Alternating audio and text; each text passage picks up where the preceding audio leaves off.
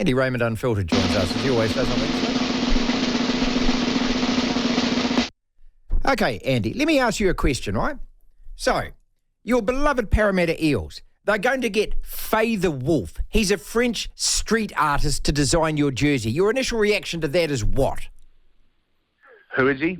What's his name? Where does he come from? Faye the Wolf. He's a French street artist and he's going to design your Parramatta jersey. Would your first question be, well, what the connection hell has he got with me and my jersey? Yeah, that is the first question.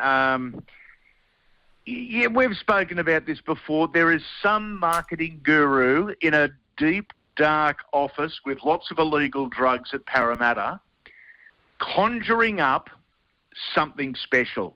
I think we're overthinking it. Yes. It's a marketing guy with a ponytail and round glasses. You know. We're overthinking.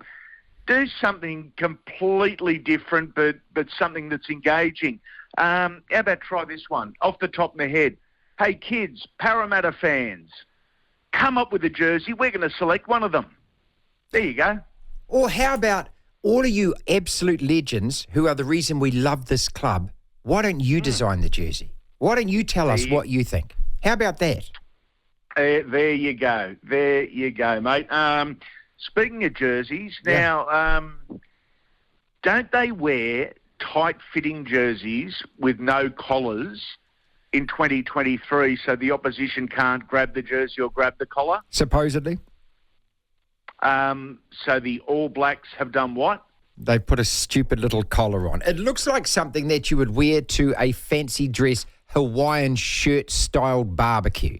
And on it, it's got all these little squiggly things. You know, there's nothing to do with the fact that, hey, they might actually be Marty or Polynesian or have some connection to New Zealand. I don't even want that on it. I just want a plain black jersey with a white collar like we used to have that actually pays tribute to everyone that has worn that jersey since it was first worn. That's all. I know I'm an idiot. See, I'm an idiot, Andy.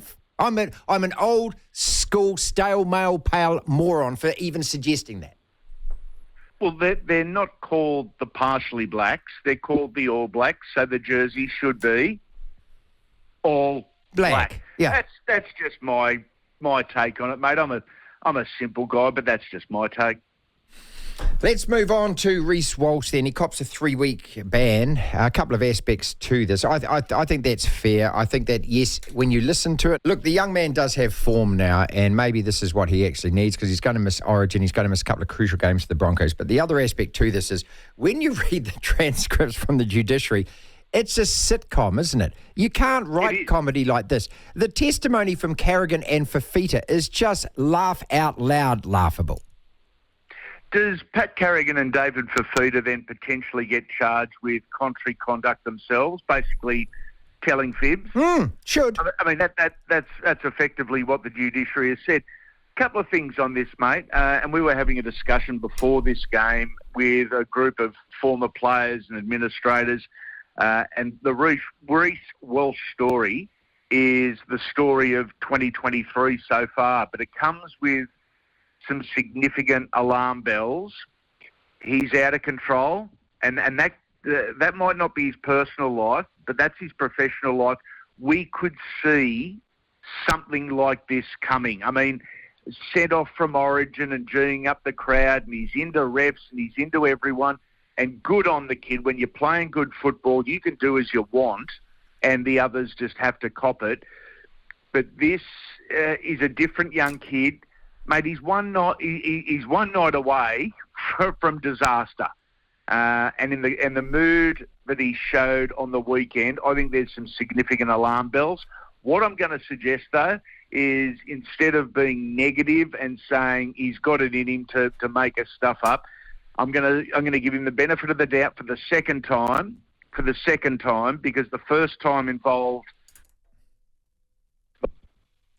and involved the police. So I'm going to give him a benefit of the doubt the second time and say this is part of the learning curve that we all go on as young men, that we make mistakes, we regret them, we learn from them, and we move on.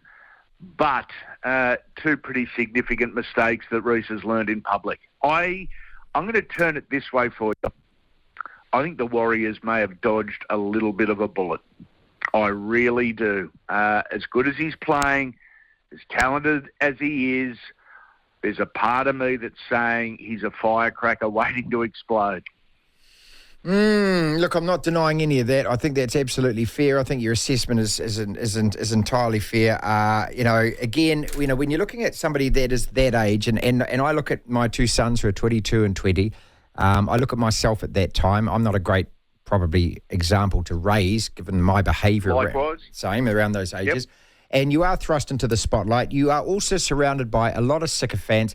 And with social media these days, you're getting pretty girls sliding into your DMs. Not that you and me even know what that means, mate, but I always read that phrase, and I think it sounds exciting, and it sounds like something I wish I had at that age. And you all of a sudden you've got a lot of hangers on. You've got a lot of friends.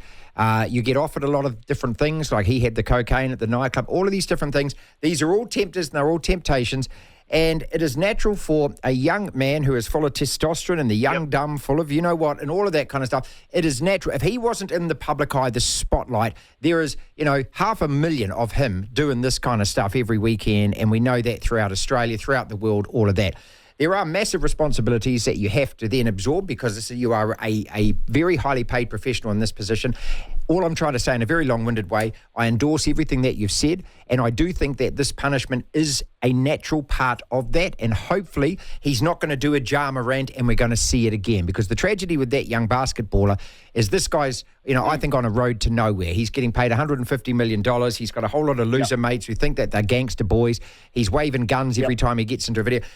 So let's just compare Reece Walsh to that. But giving a referee a spray is one thing. Then I think, there's another aspect to it. I would have just liked him to affront that judiciary, and instead of getting two mates who, completely cocked it up because they were the worst ever to give evidence, he should have just maybe put his hand up, got some good advice and said, listen, I apologise, I'm sorry. If this is what the charge is, I accept it completely. I'm not going to argue about it. The refs deserve better than that, regardless of whether I think I was saying it to somebody else. I don't care. I deserve better. I would have liked that from him. So maybe that's the only criticism I actually have of this. I would have loved to have seen that come out of his mouth last night at the judiciary.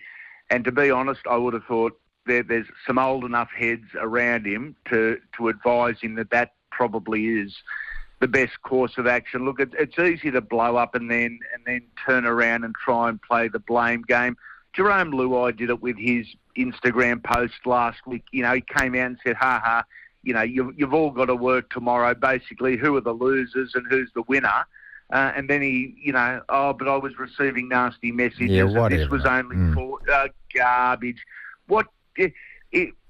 One thing we learn in our journey, and look, I'm a late learner and a late maturer, and I'm still learning lessons. But the one thing we do learn is when you make a mistake, as hard as it is, as uncomfortable, as fit as it is, you've just got to own up. That's the best course of action. You own up, you go and sit at home that night and you think, shit, I'm not going to do that again. I'm better than this. Mm-hmm. Let's move on.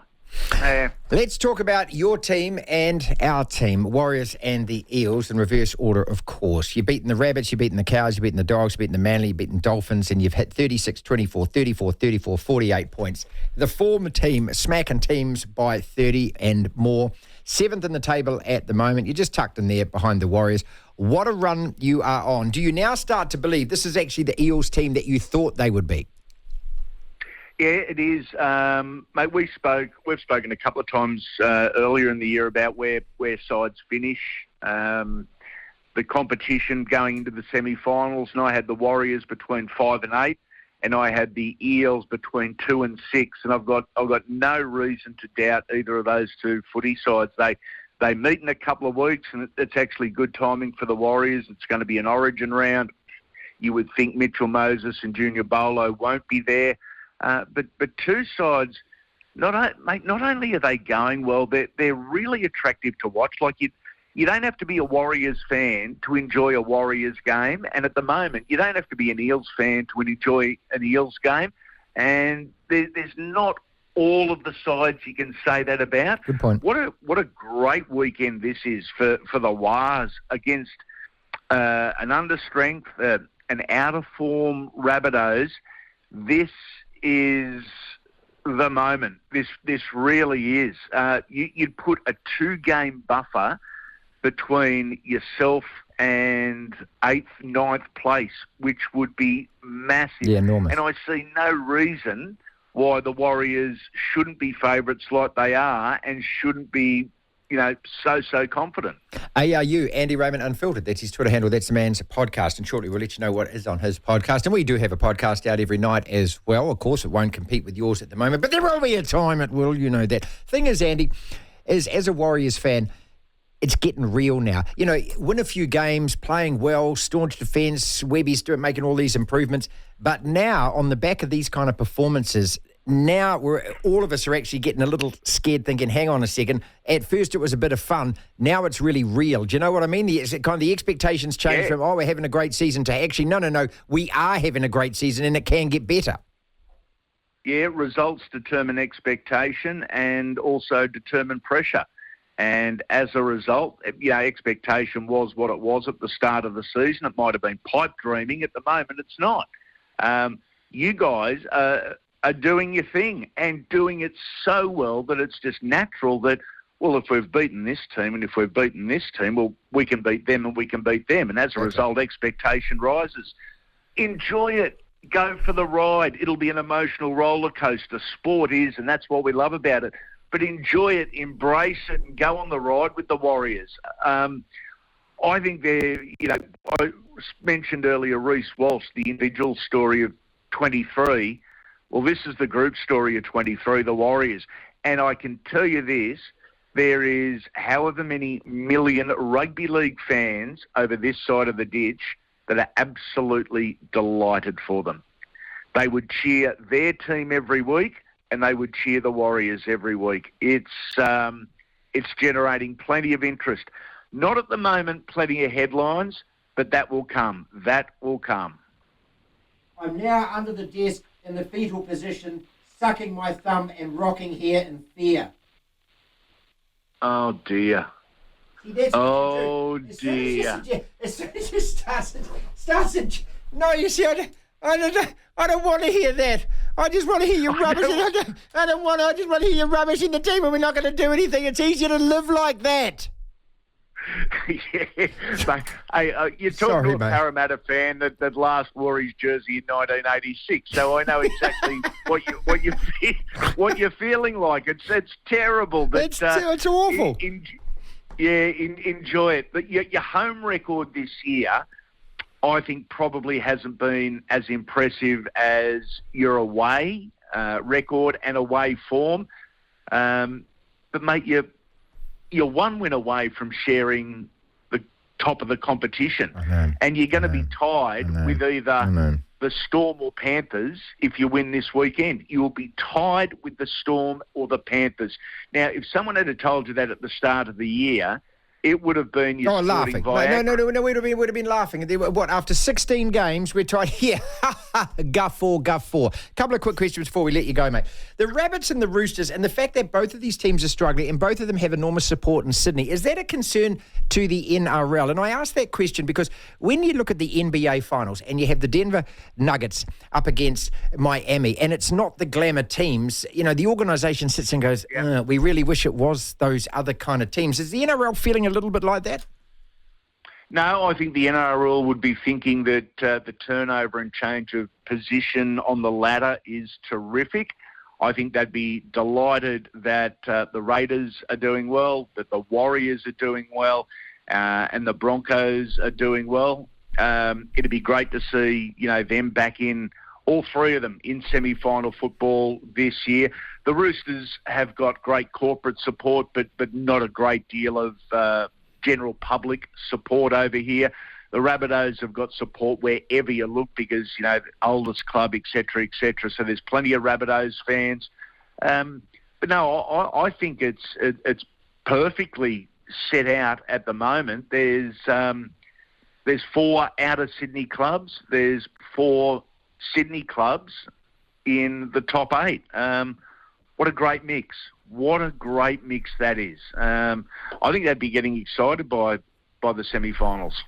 Ashes Test number 2 tonight. We're going to do a big preview on that after 2 o'clock. I know, and I love McGrath. He says you're up 2-0, you win at 5-0. He says that every time. All right, what's on the podcast this week? An amazing story this week. Michael Gordon played for the Panthers, the Eels, the Sharks, the Roosters and the Titans. And he was just the clean-cut guy. He was a good guy and a very good footballer, played one state of origin. And at the end of his career, found the transition a little tough and ended up in the headlines for the wrong reasons. And the headlines read, drug syndicate kingpin busted, with his photo. He went to court, but another illustration of how mainstream media can turn something around. They used his face as under the headline drug kingpin, but he wasn't referred to in the story. He was a minor bit player that was basically caught with X amount of personal use cocaine, but he's had his reputation smashed. On the podcast this week, he talks for the first time about it. He owns up to the fact he made a mistake by doing the wrong thing. But he unloads on the system, the media, and how they're able to get away with that. And during the interview, I say to him, for the benefit of the listeners, guys, keep that in mind. When you see something on one of the clickbait pages or a newspaper, almost read the headline and the body of the story separately, because on so many occasions, Totally agree. There is absolutely no connection between the two, and it's a nasty little trick the media play, and Michael Gordon's come clean on everything. It's more human interest than rugby league, but it's a terrific listen, mate. ARU, Andy Raymond Unfiltered. That is the man's Twitter handle. That is the man's podcast. We appreciate that enormously, mate.